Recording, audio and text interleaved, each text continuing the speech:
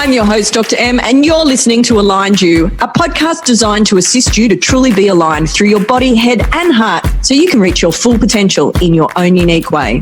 Hey there, Aligned You listeners, Dr. M here, and welcome to this week's episode. This week, I am super excited to be sharing.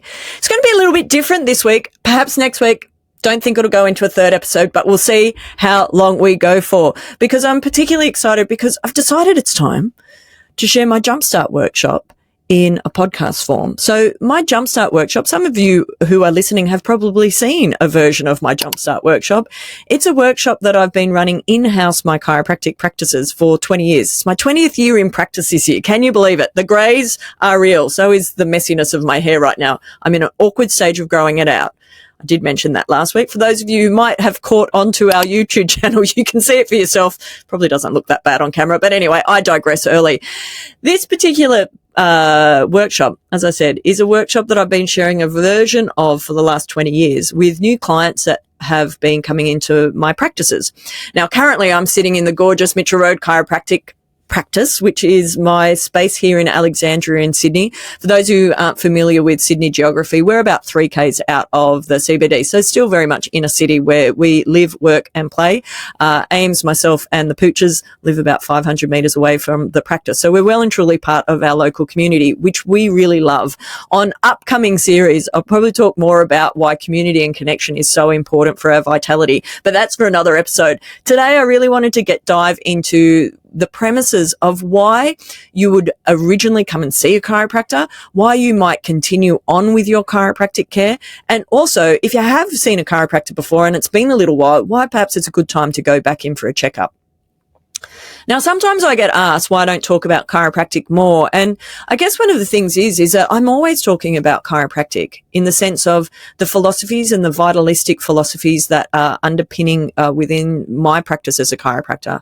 It's something that is certainly threaded throughout my whole, literally my being, in terms of how I live my life, how I practice within this space, even the workshops that I deliver when we're starting to talk about stress, adaptation, resilience, emotional agility. I certainly come from a space of vitalism and holism, and also the laws of the universe and how our systems work within nature. More about that perhaps in other episodes. But in terms of the Jumpstart Workshop, this is very chiropractic specific. So some of you might go, oh my God, I can't believe she's talking about it. But if you hang in there, I'm sure there'll be things that you might learn, or perhaps it challenges your current belief system. Who knows? It may or may not be for you. And actually, I'm okay with that, because this particular information for a lot of you listening will really land and will make a whole lot of sense. So before we get started today, though, is one of the things I would like to do is acknowledge the land on which I sit, which is I would like to acknowledge the Gadigal people of the Eora Nation, who are the traditional custodians of the land of which MRC is located, and to pay my respects to their elders past, present and future. What we're going to be talking about today is we're going to be talking about why and how chiropractic works and how it helps your body adapt to stress. Also going to talk about what the goals of chiropractic care actually are. Now, for you then to individualize those to what you want to be achieving, this perhaps will make a whole lot of sense. The impact of a modern day life, and most importantly, how you can counteract that, and also how to get the most out of your care. Now, whether that's with a chiropractor or anybody, the tips that we're going to be sharing over this series will be very, very helpful. Now, I realize it's been a little while since I've probably introduced myself properly on Aligned You. I assume that everybody has kept up along the way, but there's been so many iterations in my life since I first started recording Be the Queen of Your Stress back in 2017. If you are on our YouTube channel, a slide has probably just popped up with a beautiful family photo of myself, my gorgeous wife, Amy, or you'll often hear me referring to her as Ames, because that's what she gets called. You'll see the small pooch is Coco Loco. Our dogs are the Brady Bunch of dogs, in the sense of our fur family was combined when we got together. Atlas is most of you have heard me referencing Atlas for a very long time, and Atlas is my big fur baby who's turning 10. Coco was Ames's fur baby. They have become stepsisters, and thankfully they get on very, very well. This is a family shot of a holiday we were on a few years ago now, and I particularly like it because it was one of the moments where Coco fully accepted me into the family, which that's perhaps a story for another time. But a bit about how I became a chiropractor. If you visited my website, the story's there, so I'll keep it as short and sweet as possible. But When I was 14, I used to play a lot of sports. I played anything, give me a bat and a ball, and I was very, very happy. And when I was 14, I would be rolling my ankles or spraining my ankles every quarter. So then I'd be out for a couple of weeks. I'd be so devastated that I couldn't play. Often I missed really important games, which would be even more devastating. And some of you who are sporting and competitive will understand that's really upsetting when you're a competitive soul, and particularly as a youngster, that I was missing out on playing big games, because it then sometimes meant I missed out on other opportunities. And when I was 14, my dad actually had his first stroke. He'd actually already had 2 heart attacks by that point. But when I was 14, he had his first stroke. And one of the recommendations that had been given to him by his massage therapist at the time was that he really needed to see a chiropractor, because dad had actually lost some function in the left-hand side of his body. So she recommended he saw a guy called Dr. Ken Gunn. I think Ken is well and truly retired by now. And so off Dad went to the chiropractor to start helping restore his brain-body connection. And at the time, as I said, I was rolling my ankles a lot. So Mum happened to say to Dr. Ken in passing, "Can you do anything for Maria's ankles?" To which he said, "Bring her in. Let's get her checked." Now, on the way out the door to this particular appointment, I mentioned to my big brother, Andrew, who at the time, I think he must have been in second year of his medical degree. And I mentioned to him where I was off to. And he said, "What do you mean you're going to a chiropractor?" I said, "Well, Mum's taking me to check my ankles." He said, "Oh my God, don't let them check your neck." And he put the fear of God into me. I'm like, "Well, don't worry. It's my ankles. It'll be fine." And to which my surprise and somewhat dismay at the time, once Dr. Ken had actually checked my ankles, he also then went and checked my neck.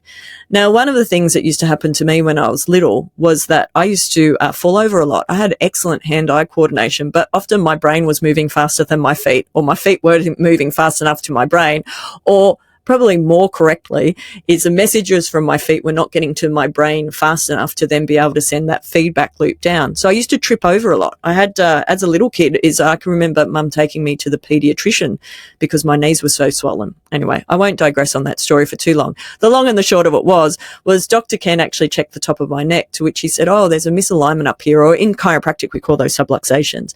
"There's a misalignment up here, or subluxation, and that's actually perhaps stopping the messages from your feet getting back up to your brain and your cerebellum, which is your balance center, and back down again. So that's part of why you're tripping." So on that first visit, Dr. Ken checked and adjusted my neck. He also checked and adjusted my ankle. And touch wood, I've never actually sprained my ankle since. And that was after having probably about 15 sprains by that point. And then by actually helping restore the communication between my brain and body, is amazing things happened. Now, there's other stories about why I then moved into more proactive wellness care as far as becoming a chiropractor. You'll have to check out the Breaking Bad workshop for that one. Otherwise, I'll spend the next 45 minutes telling you all about all the reasons why I became a chiropractor. I'm really passionate about what I do, and there's many reasons for it. Partly because of my own journey, and then also because of the journey that I've seen the thousands of clients that I've looked after over the last 20 years, the changes with them. Unfortunately, in Australia, we actually can't talk about those changes because of APRA guidelines. But for those of you who have experienced it, you actually know how powerful it can be. So I grew up in the Sutherland Shire, which was an interesting part of Sydney. So for those of you who are wondering what my background is my dad was Hungarian, my mum was Eurasian. So I am a big mixture. And the Sutherland Shire is a very Anglo-Saxon white part of Sydney, particularly in the late 70s, early 80s, which is when we were growing up around there. And it was a great place to grow up, but it also had its interestingness to it. You'll have to check out my book for more about that. But it sent me on a really interesting journey, because I had, in my 5th year of uni, I had written down a very descriptive list of all the things I wanted out of my first associate position. I was a little bit older when I graduated. I was 28 when I graduated, or when the first year in practice, I should say. And so I was considered mature age, which I still think is funny, because I think I would have been 23, 24 when, mates that were at uni were 18. So it felt like I was a lot older at the time. Realistically, it's not that mature. I now know, looking back with a more wiser eye. But it was really interesting. So my final year of uni, I wrote a very clear dot point list of what I wanted out of my first associate position. And the top line actually said the inner city. Now, I'm Sydney born and bred. I meant the inner city of Sydney. And I actually had something lined up that fell through halfway through my final year at uni. And a mate and a mentor at the time said, Maria, and at that point people were calling me Maria, is if that's what you're after, you're probably going to need to look outside of Sydney. So I actually ended up down in Wollongong and in the Illawarra for the first 16 years of practice life. And it was so interesting because about 3 months into my first associate position, I actually found the dot point sheet and it literally ticked off every single thing on there. And it was just fascinating because you've got to be careful what you put out there. And that's certainly a story for another time. But it was really interesting because that very first position that I had, not only were we a corrective and wellness practice, we were probably one of the biggest practice groups in Australia at the time. And also part of my associate role was I had to deliver workshops to our practice groups, clients, and we each took it in turn. So it was probably about once a month. And I'll never forget the very first workshop that I had to deliver because I was in a flop sweat in the Cornwall Library. I think I wanted to wee and poo all at the same time. And it was the workshops that I would deliver is a version of this one. And also as most of you would know, mindset and human behavior has been a real interest and passion of mine for a very, very long time. And so my workshop or signature workshop that I used to deliver was around mindset and goal setting, which I look back at that now and I smile about some of the things I was teaching. But I digress somewhat. It set me on a really interesting path because I went for doing those workshops. It probably took me about 7 years of actually telling myself that I really love speaking before I really loved speaking.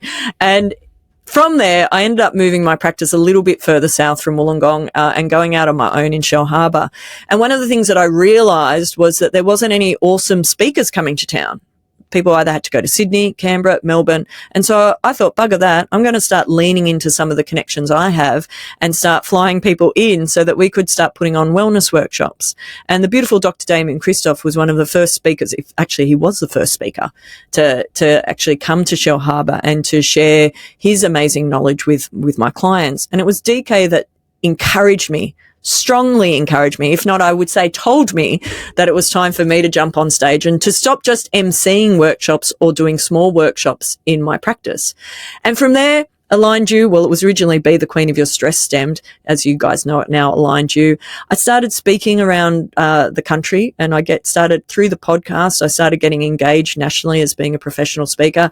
Some of you would know I released a book in 2019. If you're keen for a copy of the book, please shoot us a message. We can figure out how we can get you a copy. And over the last 9 years, I've run, I think we were up to 11 retreats in total with the amazing Pauline Wen. She and I have run retreats for the last 9 years. And they've been transformational. So a lot of things stemmed from that sweaty young lady, wasn't that young at the time, but I look back at my youth and that sweatiness of delivering that first particular workshop. But that's a bit more about me. As I said, I realise it's been a really long time since I've introduced myself, but enough about that. I want to dive into some tips. So in this first particular episode of this series is that you get an idea of why would you be coming to see a chiropractor in the first place. Is for most people, they actually come in to see me because they actually are in pain and discomfort. They have some sort of inflammation going on in their system. I wish more people came in because they felt good, but they know they could feel better. The reality is, as humans, usually most of us don't actually do something about something till it's bloody in our face. And usually that's with some sort of pain and inflammation. One of the other goals of care when I'm looking after people is we want to actually decrease the stress load on your system. We want to create more ease in your system. So one of the ways that works is by actually decreasing the cortisol levels within your system. As we create more ease and reduce tension in your system, our cortisol, which is our stress hormone, also actually begins to drop. There was research out of Macquarie University that was showing as you receive an adjustment is that actually decreases cortisol levels. We want to increase your ability to adapt to stress. What do I mean by that? When your system, when your body is really wound up and it's showing signs of inflammation, you're already wound so tight that if another stressor, whether it's chemical, physical, or emotional, comes into your sphere, it's going to have an impact. So we want to actually create more space so that your body has a better chance of being able to adapt to that new stressor. Hope that makes sense. Another way of thinking about it is we know there's always going to be stressors in our life, or as an old mentor put it, we always know there's punches that are coming our way. It's actually the ability to duck and weave them with success. And our bodies are in a constant state of repair and breakdown. We want to make sure that they're repairing faster. We certainly want to improve your posture. I'm going to talk more about this in just a moment. It'll probably be on the next episode, around why our structure governs our function and the importance of understanding that. We want to make sure that you're able to increase your performance through increased energy and clarity. And that happens, again, it comes back to that brain-body connection and the ability to be able to have better communication through your system, because there is more ease and alignment, so that you can live life at your 100% and really release your potential. I'm going to talk more about potential in just a moment.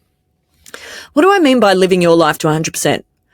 I mean by living your life to however you want to live your life to your 100%. That might sound a bit obvious, but to give you an example, I have a gorgeous client. She is an ultra marathon runner. Her lazy Saturday is to run 30 kilometers. That's a shuffle and a jog for her. Personally, for me, that sounds like my worst nightmare. Well, not my worst nightmare, but it does not sound like fun for me. Is 30 Ks I'm getting in my car. But for me, is I actually find great pleasure and joy in seeing her being able to perform better. I hope that makes sense. So my role in co-creating change for her is to make sure she can do what floats her boat, which is running very long races. And the training of that is actually running really long, normal size runs. Didn't quite make sense. But for an average bear, her lazy Saturday would be a half a marathon. And so it's understanding that when I'm working with clients, and I hope this is the case for you if you're working with your chiropractor, if I don't happen to be your chiropractor, is that they're actually helping you achieve the goals that light you up, that float your boat, that allow you to have more ease in the work, play, and home life that you have. Because that's my job as your chiropractor, as co-creator of your healing change, is to actually make sure you can be doing the things that you want to be doing. As I said, so you can be releasing your full potential. What floats my boat and what floats your boat, probably two different things. So we want to make sure that we can be doing that at our best. I want to dive into a couple of the biggest boo-boos when it comes to how people are managing, particularly that inflammation side of things, because often I'll have somebody come in to see me and they'll say, and some of you will resonate with this story, which is, I didn't even really do anything. I just bent over and I tied my shoelaces and then I couldn't stand back up and my back was hurting. My lower back went, or my neck went, or I just turned my head and then all of a sudden my neck got stuck. One of the first things I would always suggest is that you actually make sure we're getting to the underlying cause of the issue, because it makes sense, right? Is the action of you just doing up your shoelace is not the action that actually created the issue in the first place. There's been something underlying and simmering. The way I like to describe to clients sometimes is, if you think about you're putting on some water to boil some potatoes. For those of you who cook, this will make sense. If you don't cook, this will make no sense. But when you first put some water on to boil the potatoes, there's obviously no movement at the start, and then it gets into a bit of a simmering boil. And if you've still got the lid on, is that then that boil can get a little bit more, and depending on how much water you've got in that pot, is that at some point it might start tipping the lid on and off. And the actual getting to the underlying root cause of the problem is making sure that we're actually catching things at that simmering stage. We're actually not waiting for the lid to boil off. I hope that makes sense. Initially, when people first start coming in to see me, we might need to do some things to actually just chill out the boiling water so that the lid can sit down properly. Sometimes we need to take the lid off. That's a whole other workshop podcast, but more about that later. So the first thing when it comes to boo-boos is when people are looking after themselves is they're only looking at the tip of the iceberg. They're only looking at that lid bopping around versus actually turning down the heat so that the water actually settles down and stops boiling so heavily. Hope that makes sense. The second biggest boo-boo that I see people making when it comes to their health is they're just looking for a quick fix. Something that's taken decades to get into that crazy boil, they hope can get fixed in one visit. And sometimes they've seen practitioners that have told them that. Now, more often than not, if people have a miraculous one visit experience, it's usually an indication that in one visit or in a couple of visits, their pain has stopped for a period. It doesn't necessarily mean that it's actually sorted out what the underlying issue is in terms of any structural issues. Does that make sense? I hope it does align to you listeners. More about that in a moment. And the third thing that people want to do is they just want to band-aid over stuff. They don't want to actually do the work that it's going to actually take. The third biggest boo-boo is people putting heat on things that should have ice on and ice on things that should have heat on them. Now, some of you might go down the rabbit hole of starting to research these things. In terms of my theories and certainly my clinical application, and please make sure you're consulting whomever your primary healthcare practitioner is when it comes to these things, is that in general, if something is hot and inflamed, you want to actually cool it down, not heat it back up. Please bathe, of course, but often people go, I jumped into a hot bath and then I got back out and now I can't move. Part of that being is you've heated up something that needed to be cooled down. So more about that if you actually a hands-on client. If you have questions about it, I'm happy to answer. And if I don't happen to be your primary health care practitioner, please make sure you ask your primary health care practitioner for more information about that. I want to finish off today's part 1 by talking about our structure and it governing our function. So from a neurological point of view, is that our nervous system, which is our brain, and our central nervous system, which is our spinal cord, and then it goes out to our peripheral nervous system, which is all the nerves that control the rest of our body. It controls every cell, tissue, and organ in our body. And the way I like to explain it to clients is you think about that your spine and your skull are the protective mechanism for that beautiful organism that is actually communicating with the rest of our body. Now, what can happen is if the spine misaligns, it can create like a buffering effect. Now, some of you listening go, this is not very technical, Dr. M. But sometimes just being able to break it down into more simpler terms actually helps the understanding of it and gives you a better idea of why your body's doing certain things. So the way I've explained it for many years, and I thank the 14-year-old boy that did not get the safety switch analogy I used about 8 years ago, and his beautiful mum turned to him and said, mate, it's like lag time on your iPad. He went, okay, got it. So my extrapolation of that is actually using a Netflix analogy, which is if you think about when you are watching Netflix or your favorite streaming platform and that stupid wheel comes up, that's an indication the internet is still working, just not quick enough to get the picture on the screen. And so similar things happen within our body where when the spine's misaligned and it's creating an interference to your nerves, the nerve supply or communication around your body, is that by actually bringing the spine back into a correct alignment, creating more ease into your system, it gets rid of that buffering. It allows your body to communicate better. Now, sometimes that buffering shows up as pain, fatigue, brain fog. There's a long, long list of what it can actually create. Some of you listen and go, oh my God, that sounds like me. And so one of our first jobs, or my first job as your chiropractor, is to make sure that your alignment is in the best possible position. So we can create more ease in your system. We can allow your brain and body to communicate better. That buffering obviously doesn't mean you're not functioning. All of my clients, majority of my clients walk in to see me. So it's not that they're not functioning properly. It's that we know we could get them functioning a whole lot better. So that's it for this first installment of the Jumpstart Workshop, Aligned You listeners. Check out next week's episode, because on next week, we're going to dive into the stresses and the different types of stresses and how that plays a part in your day-to-day function and also releasing your potential. So that's it for this week, Aligned You listeners. Bye for now, and I'll catch you next time.